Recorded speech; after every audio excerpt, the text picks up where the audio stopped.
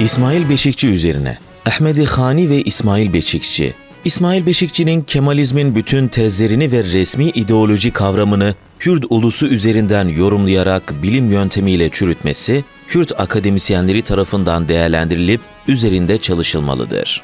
İsmail Beşikçi, Kürt siyasetçilerinin zaman zaman çeşitli ortamlarda "biz bölücü değiliz" söylemlerine şiddetle tepki göstermesi ve "bölünen sensin, parçalanan ve paylaşılan senin ülken ve sen kendine bölücü değilim diyorsun" diyerek şiddetle eleştirmesi ve bunu kendine dert edinmesi yüksek ahlak kavramıyla ifade edilebilir. İsmail Beşikçi'nin birçok somut olay karşısında gösterdiği tavır ve hakikati savunmadaki hassasiyeti, bilime bağlılığının yanı sıra vicdan ve yüksek ahlak kavramlarıyla izah edilebilir. Son olarak büyük filozof Ahmedi Hani ile İsmail Beşikçi'nin ortak yanlarını belirtmek yararlı olacaktır. Ahmedi Hani olgusunun anlaşılabilmesi için toplumlar tarihinde rol almış ve toplumları millet yapan şairlerden, edebiyatçılardan ve düşünürlerden bazılarını hatırlatmak yararlı olacaktır.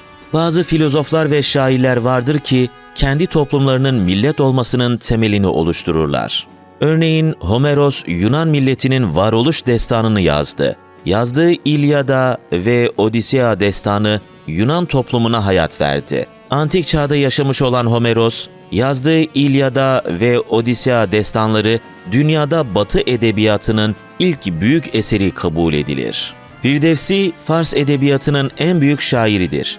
Yazdığı 60.000 beyitten oluşan Şehname adlı eseriyle Fars milletinin köklerini oluşturdu. Fars toplumu ve kültürünün sağlam temeller üzerine oturması için Firdevsi Şehname'yi yazarak Fars toplumunu ayağa kaldırdı. William Shakespeare, İngiliz edebiyatının en büyük ulusal şairidir. Homeros, Yunan toplumu için ne ifade ediyorsa, Firdevsi Fars toplumu için ne ifade ediyorsa, William Shakespeare de İngilizler ve İngiliz edebiyatı için aynı şeyi ifade eder. William Shakespeare yazdığı Romeo Juliet ve Hamlet oyunlarıyla İngiliz toplumunu millet yapmıştır.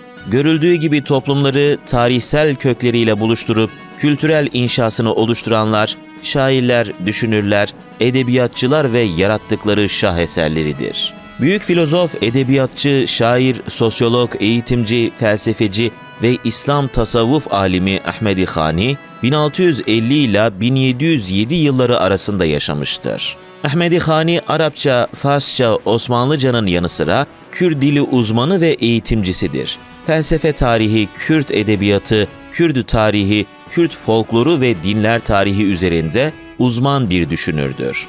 Antik Yunan filozoflarından Homeros, Aristoteles ve Platon'dan etkilenmiştir. Ayrıca Farabi, Ali Hariri, Firdevsi, Ömer Hayyam, Yunus Emre, Melai Ciziri, Fakih Tayran gibi pek çok şairden ve düşünürden etkilenmiştir. İngilizler için William Shakespeare, Farslar için Firdevsi, Yunanlılar için Homeros neyse, Kürtler için Ahmedi Hani odur.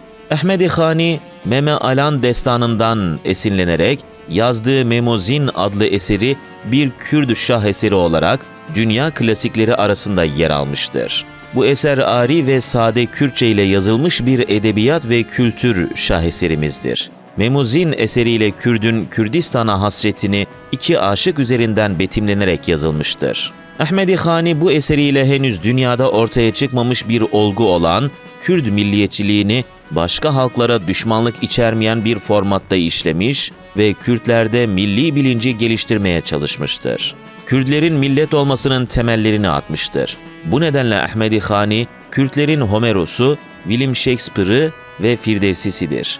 Kürt milletini milli bilinçle ayağa kaldırmak ve devlet sahibi olması için feryat etmiştir. Kürtler arasında birliğin ve ittifakın oluşması için eğitim, felsefe, şiir, din ve edebiyat gibi birçok enstrümanı eserlerinde kullanmıştır. Ahmedi Hani, kılıç zoruyla ülke ve millet yaratan barbar toplumlar devlet sahibi olurken, zengin kültür hazinesine sahip Kürtlerin devletsiz olmalarını hazmedememiştir.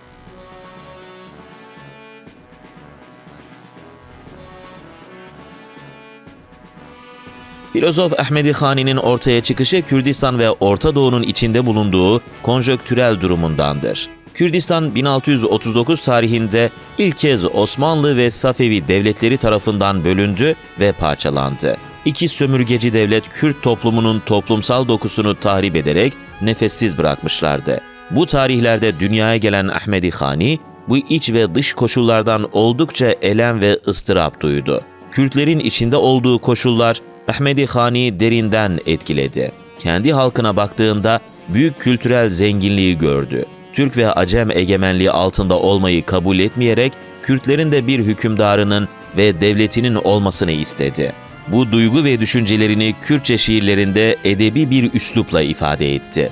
Dünya tarihine baktığımızda en zor koşullarda büyük düşünürlerin ortaya çıktığını görürüz. Karl Marx, Friedrich Engels, Ahmedi Hani, Firdevsi zor koşullarda ortaya çıkan düşünürlerdendi. Ahmedi Hani Kürt toplumunun nefessiz kaldığı koşullarda Memuzin eserini yazarak Kürt toplumuna ulus olma ufkunu açmıştır. Ahmedi Hani ve İsmail Beşikçi arasında ortak noktaları belirlemeden önce İsmail Beşikçi'nin ortaya çıkışı ile ilgili birkaç söz söylemek istiyorum. İsmail Beşikçi 1950'li yıllarda orta öğrenim ve üniversiteyi okumaktadır.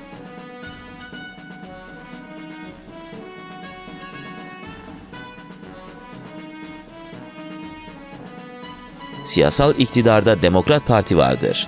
Başbakan Adnan Menderes'tir ancak Türk siyasal sisteminin temel ideolojisi Kemalizm'dir. Türk siyasal sisteminin DNA'sını oluşturan çift sarmal yapıdan biri Türkçülük, diğeri Sünni İslamcılıktır. Bu iki öğeden bazen biri öne çıkar, bazen diğeri. Bu iki öğeden Türkçülüğün esas işlevi Kürtlerin Türklüğe asimilasyonudur. Bu görevi Türk Milli Eğitim Bakanlığı ve diğer kültür kurumları üstlenmiştir. Diğer öğe olan Sünni İslamcılığın işlevi ise Alevilik inancını Sünni İslamcılığa asimile etmektir. Bu görevi de Türk Diyanet İşleri Başkanlığı üstlenmiştir. Mustafa Kemal ve İsmet İnönü döneminde Türkçülük ön plana çıkarken, bazı dönemlerde özellikle son Recep Tayyip Erdoğan döneminde Müslümanlık öne çıkmıştır. Ancak özde değişen hiçbir şey yoktur. Her dönemde Türk düşüncesi anti-Kürttür.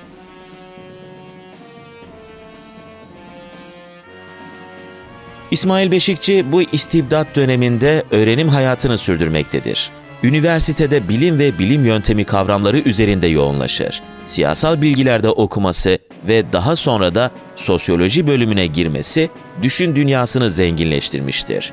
Öğrendiği genel evrensel doğruların sosyal hayata geçmesi noktasında kafa yorar, sorular sorar ve sorgulamalar yapar. Çok meraklıdır.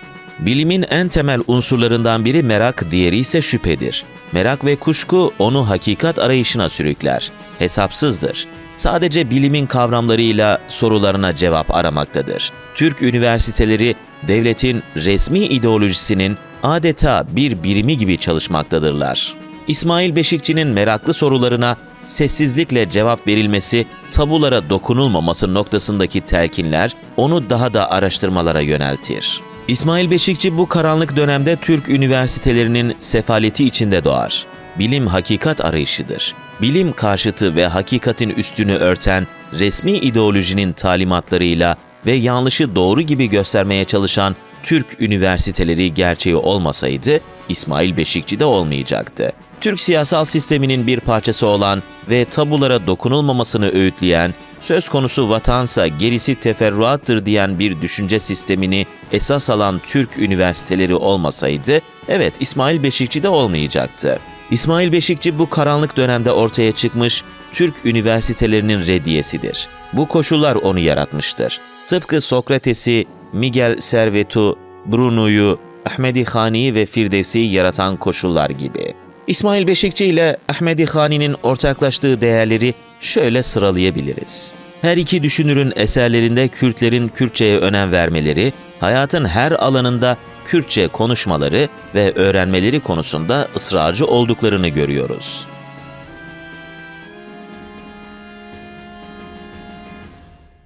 Kürt kültür, sanat ve edebiyatının Kürtlerin millet olmasının esasını oluşturduğunu, bu nedenle sahiplenilmesini ve önem verilmesini hem Ahmedi Hani'nin hem de İsmail Beşikçi'nin külliyatında bu konunun sıklıkla işlendiğini biliyoruz.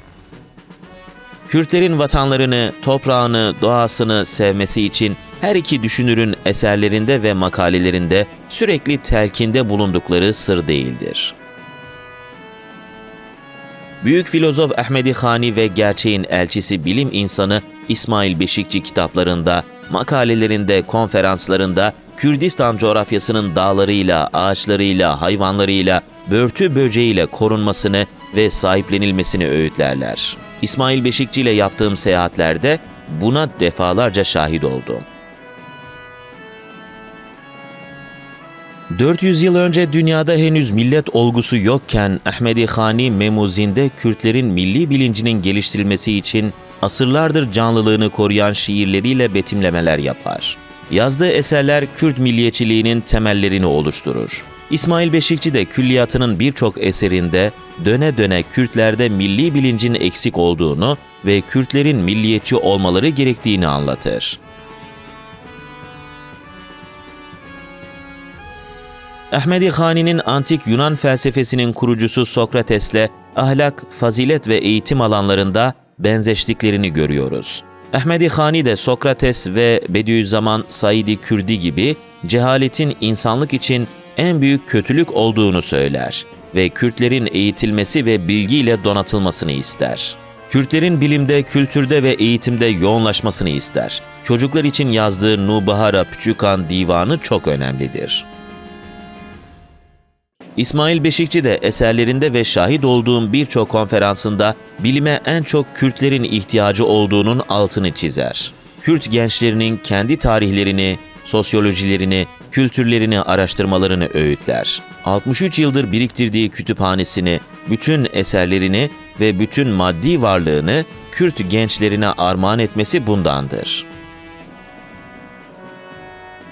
Filozof Ahmedi Hani divanında Kürt mir ve beylerine ittifak konusunda seslenir. Orta Doğu'da ve Avrupa'da feodal beyler en güçlü feodal bey etrafında toplanarak devletlerini kurdular. Ancak Kürt sosyolojisinde bu gerçekleşmedi.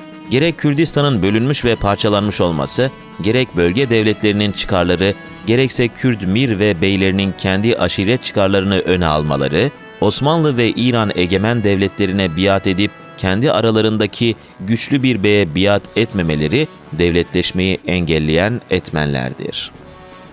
Ahmedi Hani bu duruma isyan eder, Kürt beylerine ve mirlerine şöyle seslenir. Kürtçe yazılmış şiirin tercümesini paylaşıyoruz. Eğer birlik ve beraberlik içinde olsaydık, birbirimize uyup ittifakımızı kursaydık,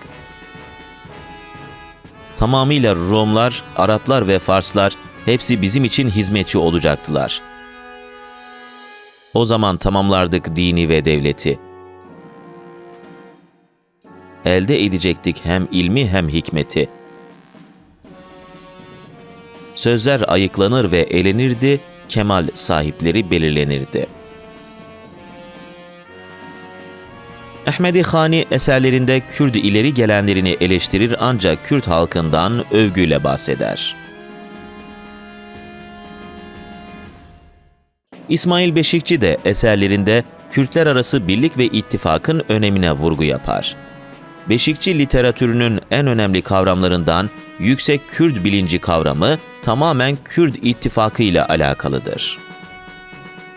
Külliyatının en önemli eserlerinden olan Yüksek Kürt Bilinci adlı eserinde Kürtler arası ittifakın önemini, Kürt Kürt'e taviz verirse Kürt büyür, Kürdistan büyür. Aksi halde Kürtlerin düşmanları büyür veciz sözüyle ifade eder. Kürt ittifakını en özlü ve felsefi olarak betimleyen bu söz, Kürtlerin hiç akıldan çıkarmamaları gereken bir atasözü gibi içselleştirilmeli ve özümsenmelidir.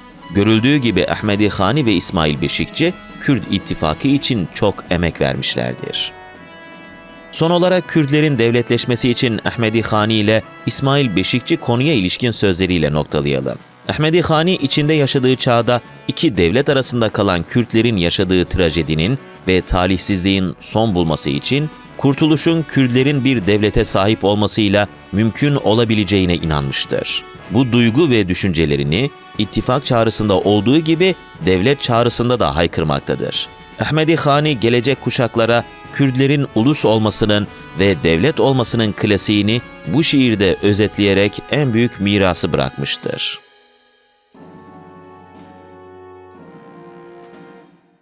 Eğer biz Kürtlerin bir padişahı olsaydı ve Allah o padişaha bir taç layık bulsaydı, o padişaha tayin edilmiş olsaydı bir tat, o zaman açılacaktı bize yepyeni bir baht.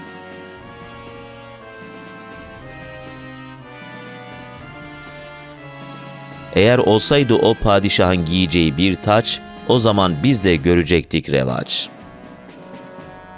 O zaman bize galip gelmezdi bu Romlar, olmazdık baykuşun konduğu yıkıntılar.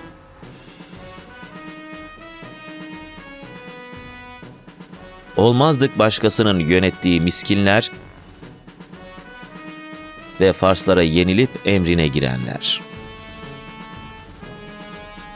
İsmail Beşikçi literatürünün esasını 20. yüzyılın başında bölünmüş, parçalanmış ve paylaşılmış Kürdistan'ın devlet olma hakkının gasp edilmesi oluşturur. Birçok eser ve makalesinde 10 bin nüfuslu halkların devleti var, niye 50 milyonu aşkın Kürtlerin devleti yok diye sorar ve uluslararası anti-Kürt nizamın Kürtlerin devlet olma hakkını engellediğini, bunun en büyük adaletsizlik, hukuksuzluk ve hak gaspı olduğunu söyler. Bu sorgulamayı mevcut Kürt siyasetçilerinden fazla yapmaktadır. Bu konudaki düşüncelerini herhangi bir korku ve endişe duymaksızın açık yüreklilikle bütün dünyaya haykırmaktadır. İsmail Beşikçi, Kürtlerin ve Kürdistan'ın kendi geleceğini tayin hakkı tezini Kürt sosyolojisi özelinde kuramlaştırmanın yanı sıra bunu eylemsel düzlemede taşımıştır. Bu bağlamda kendisi, Kur'an ve eylemi birlikte yürüten bir bilim insanıdır. Güney Kürdistan bağımsızlık referandumu sırasında birçok konferansa ve etkinliğe bizlerden çok katılma isteğiyle bizden çok coşkulu hissetmesi bunun göstergesidir. Sıraladığımız olgulardan anlaşıldığı üzere Ahmedi Khani ile İsmail Beşikçi'nin ortak yanları, Kürtlerin bir statüye sahip olmaları üzerinedir. Ortak yanlar daha da uzatılabilir.